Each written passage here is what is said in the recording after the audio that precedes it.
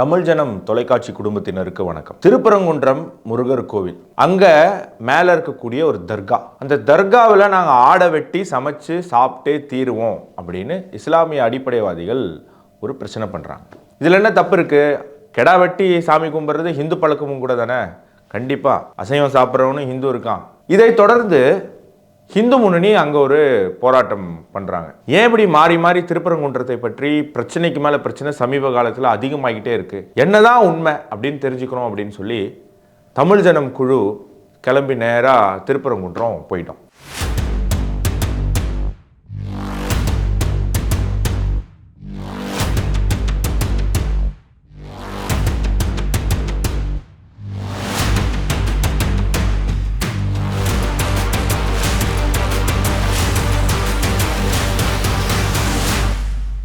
குன்றிருக்கும் இடமெல்லாம் குமரன் இருக்கும் இடம். தமிழகத்தில் இருக்கும் அறுபடை வீடுகளில் திருச்செந்தூரை தவிர்த்து மற்ற கோவில்கள் அனைத்துமே மலை சார்ந்த பகுதிகளில்தான் உள்ளது.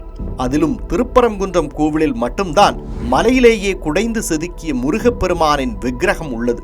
எனவே அந்த மலையையே முருகனின் ரூபமாக வழிபடுவது இந்துக்களின் வழக்கம். 7ஆம் நூற்றாண்டுக்கு அப்புறம் பாண்டிய மன்னர்கள் நிறைய விரிவடை செஞ்சுருக்காங்க இந்த கோயிலை.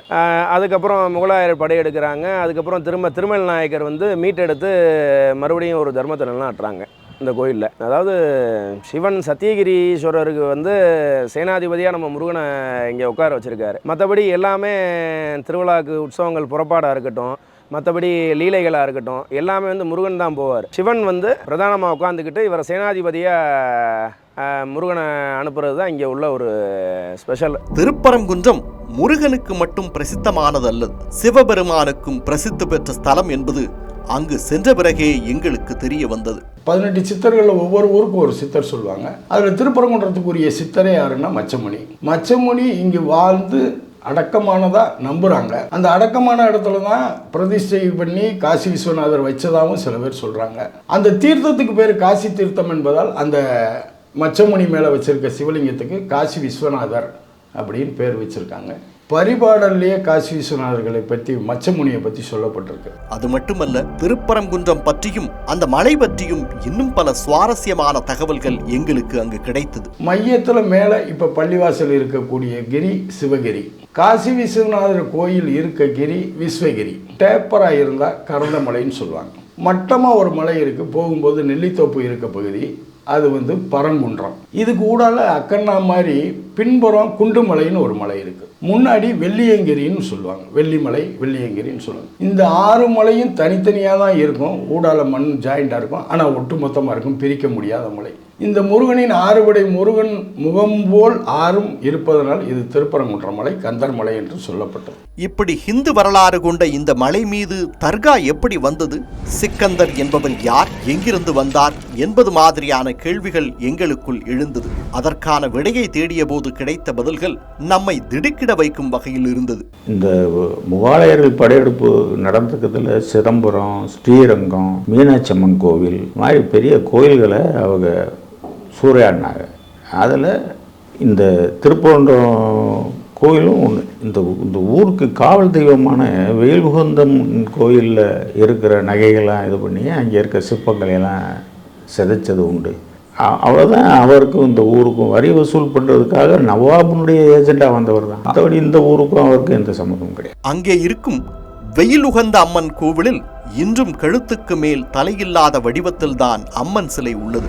அங்கு இருந்த தங்கம், வைரம், வைடூரியம் அனைத்தையும் சுல்தானியர்கள் கொள்ளையடித்தனர். பிறகு அங்கிருந்து நேராக திருப்பரங்குன்றம் முருகன் கோவிலை நோக்கி முன்னேறியது சுல்தானியர்களின் படை. பிறகு என்ன நடந்தது என்றால், முகலாயர்கள் எதுக்குமே பயப்பட மாட்டாங்க. இங்கே வரும்போது அவங்க எதுக்கு பயந்தாங்க அப்படின்னா, பேய்கள் ஆவிக்கு பயப்படுவாங்கன்னு சொல்லி ஒரு விஷயம் இருந்ததுனால அன்னைக்கு நம்ம ஊரை சேர்ந்தவங்க குட்டையா பிள்ளைன்னு சொல்லி ஒருத்தவங்க இருக்காங்க. குட்டையா பிள்ளை அவங்க ஃபேமிலியில் அவங்க தான் என்ன செய்கிறாங்க, நான் இந்த கோவிலுக்காக உயிர் கொடுக்குறேன்னு சொல்லி குட்டையா பிள்ளை வகைரா அன்னைக்கு உயிர் கொடுத்தாங்க.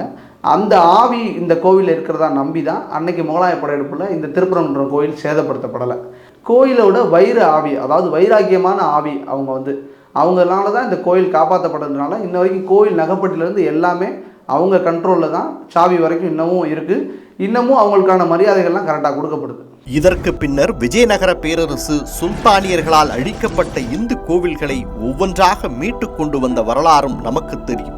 அதில் ஒரு நாயக்கர் படையானது திருப்பரங்குன்றத்தை நோக்கி விரைந்தது. விஜயநகர பேரரசிலிருந்து வந்தவங்க விஜயநகர பேரரசு கம்பி இல்லை உண்டானது துங்கபத்ரா கரையில் முகாலயர்களை இங்கே எதிர்த்தவங்க அவங்க தான்.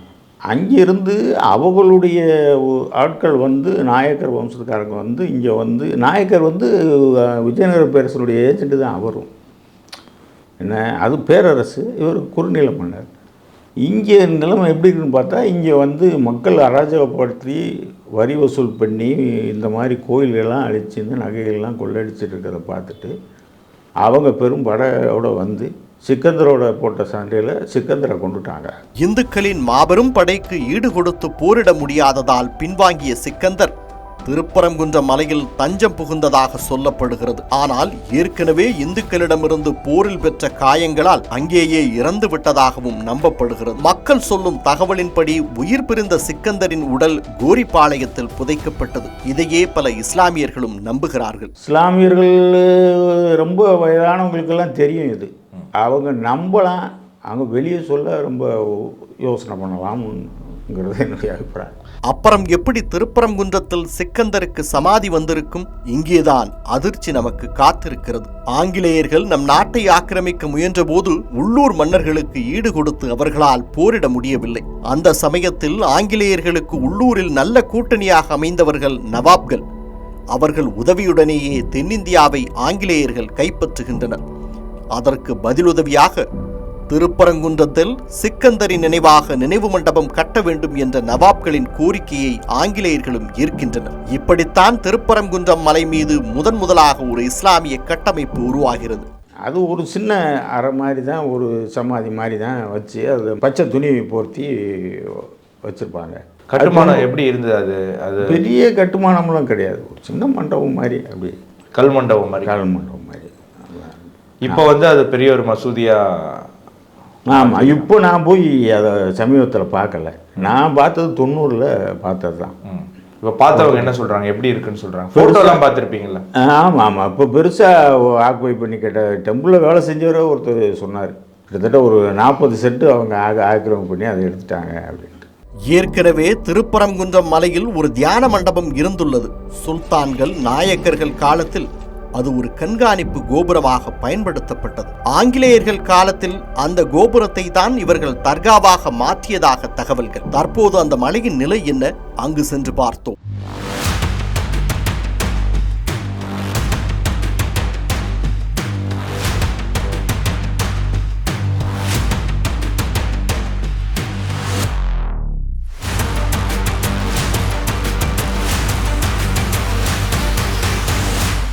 தர்காவிற்குள் பார்த்தபோது உள்ளே கோவில் தூண்கள் போன்ற கட்டமைப்புகள் கண்ணில் பட்டது. கருங்கற்களை வைத்து வழிபாட்டு தலங்களை கட்டக்கூடிய பழக்கம் இந்துக்களுக்கு மட்டும்தான் உள்ளது என்பதை நாம் இங்கு நினைவில் கொள்ள வேண்டும். பிறகு தர்காவிலிருந்து நெல்லித்தோப்பு என்ற பகுதிக்கு சென்றபோது மேலும் பல சமாதி போன்ற கட்டுமானங்கள் தென்பட்டன.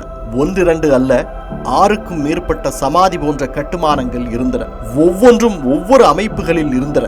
இன்னும் விரிவாக சொல்ல வேண்டுமென்றால், ஒன்று சிமெண்டால் கட்டப்பட்டிருந்தது, மற்றொரு சமாதி போன்ற கட்டுமானத்தை சுற்றி சுவர் எழுப்பப்பட்டிருந்தது.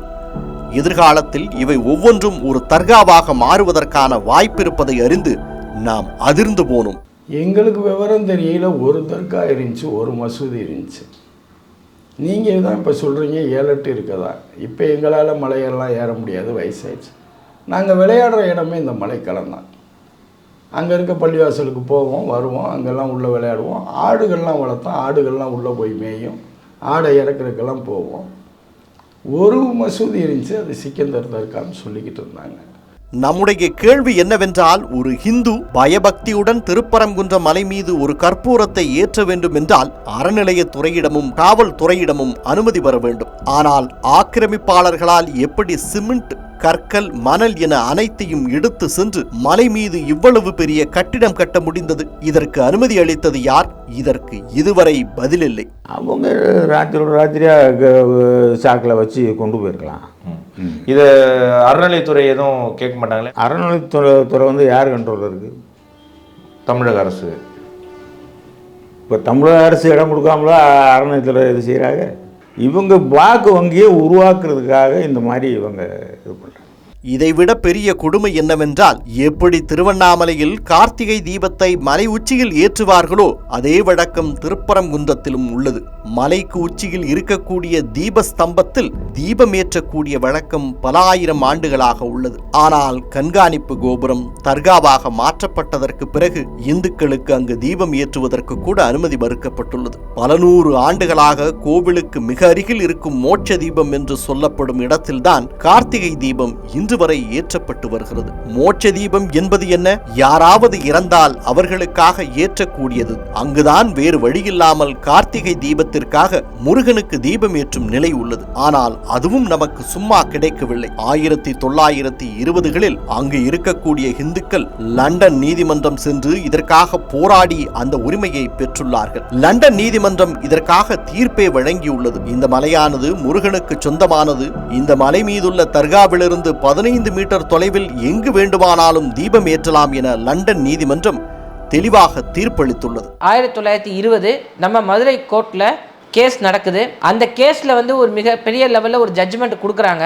அந்த ஜட்ஜ்மெண்ட் படி என்ன சொல்றாங்க அப்படின்னு சொல்லி பார்த்தோம் அப்படின்னா, தெளிவா, அதாவது இஸ்லாமிய அடிப்படைவாதிகள் என்னென்ன குற்றச்சாட்டு வைக்கிறாங்களோ அந்தந்த குற்றச்சாட்டுக்கான விளக்கம் தெளிவான முறையில் அந்த நான் சொல்லக்கூடிய OS நம்பர் 4க்கு 1920 கிளியரா இருக்கு. இந்த மலை மேலே இருக்கக்கூடிய காசி விஸ்வநாதரின் மகனான சுப்பிரமணியனுக்கு சொந்தமானது அப்படின்ற ஒரு விளக்கம் அந்த தீர்ப்பாணையத்தில் இருக்கு. இதற்காக அவங்க நிறைய புராண காவியங்களையும் கல்வெட்டுகளையும் குறிப்பிடுறாங்க. ஹிந்து உணர்வு படி அந்த மலையவே நம்ம கடவுளாக பார்க்கிறோம் அப்படின்னு சொல்லி ஜட்ஜ்மெண்ட்டில் சொல்லியிருக்காங்க.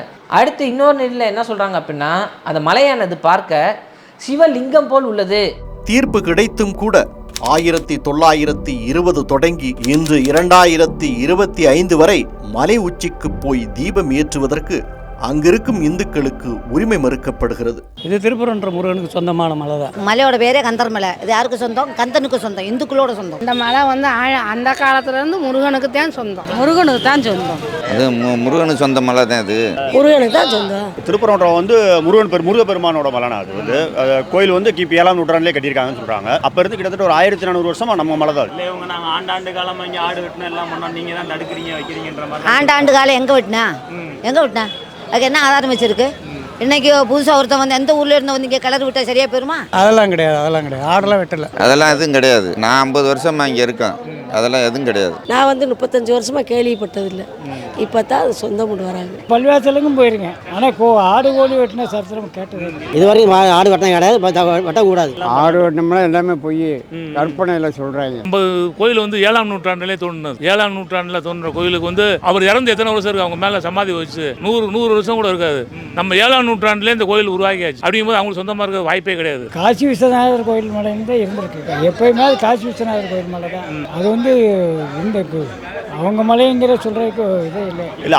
அவங்களுக்கு சொந்தமானு சொல்லி எந்த வித ரெக்கார்டும் கிடையாது உங்களுக்கு. அது 1910 லண்டன்ல நடந்த ஒரு தீர்ப்புலேயே பார்த்தீங்கன்னா அது இந்துக்களுக்கு சொந்தமான மலை, முருகனுக்கு சொந்தமான மலைன்னு சொல்லி வெள்ளக்காரன் காலத்திலேயே ஜட்ஜ்மெண்டே இருக்கு. அதுக்கப்புறம் பல ஜட்ஜ்மெண்ட் இருக்கு. இது மாதிரி அவங்கள்ட்ட ஒரு ரெக்கார்டு கிடையாது. கோயில் மலைன்றதுக்கு நிறைய ஆதாரங்கள் எல்லாமே இருக்கும். அதுக்கு கோர்ட் ஆதாரம் எல்லாமே இருக்கு. அதுக்கு 1858 58 வரைக்குமே அங்கே மசூதியே கிடையாது. அங்கே முருகனுக்கு தான் சொன்ன கோர்ட் ஆர்டரே இருக்கு. அவங்க மசூதி அந்த காலத்தில் வைக்க விட்டது தப்பு. அதை வச்சதுனால இன்னைக்கு அவங்களுக்கு தான் சொந்தம், அவங்களுக்கு சொந்தம் கிடையாது. இது முருகன் மலை. கோயில் இடிக்க வந்த ஒரு இஸ்லாமிய தீவிரவாதி தான் சிக்கந்தர். அவன் தான் மேலே நம்மகிட்ட அடி வாங்கிட்டு அவன் உடம்பு முடியாம மேலே போய் செத்து போயிடறான். அதுக்கப்புறம் அவங்க தலைமுறை அவன் சமாதி கட்டுறாங்க.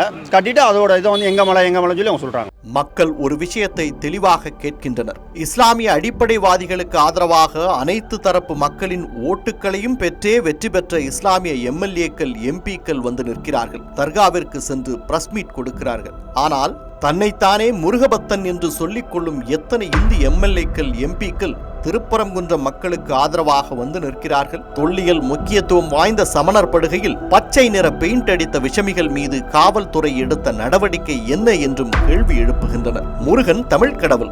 இந்து தர்மத்தின் 6 முக்கியமான சமயத்தில் கௌமார சமயத்தின் தலைமை கடவுள். முருகப்பெருமானை வழிபடும் ஏராளமான பக்தர்கள் இந்தியா மட்டுமல்லாது உலகம் முழுவதும் உள்ளனர். அப்படிப்பட்ட முருகப்பெருமானின் கோவிலுக்கு இப்படி ஒரு பிரச்சனை. ஆனால் எத்தனை பக்தர்களுக்கு இந்த பிரச்சனை பற்றி தெரியும்? ஊடகத்தில் விளக்கமாக சொன்னால்தானே அவர்களுக்கு தெரியும். ஆனால் எத்தனை ஊடகங்கள் இதனை செய்தன? உத்தரப்பிரதேசம், குஜராத்தில் புல்டோசரை வைத்து ஒரு பெட்டி கடையை இடித்தால் கூட அதை பிரேக்கிங் செய்தியாக போடுவார்கள். ஆனால் திருப்பரங்குன்ற முருகன் கோவிலுக்கு ஒரு ஆபத்து வந்துள்ளது என்பதை சொல்வதற்கு யாரும் தயாராக இல்லை. எனவேதான் தமிழ் ஜனம் இந்த முயற்சியில் இறங்கியது. இதை பார்க்கும் பக்தர்களுக்கு ஒரு விஷயத்தை தெரிவித்துக் கொள்கிறோம். என் குலத்தை காப்பாத்து முருகா என்று வேண்டுபவன் மட்டும் பக்தன் இல்லை. முருகப்பெருமானின் கோவிலுக்கே ஒரு ஆபத்து என்றால் அதை எதிர்த்து முதலில் குரல் கொடுப்பவன் தான் பக்தன். இன்று நாம் இதை செய்யாமல் விட்டுவிட்டால் நஷ்டம் அந்த முருகனுக்கு இல்லை.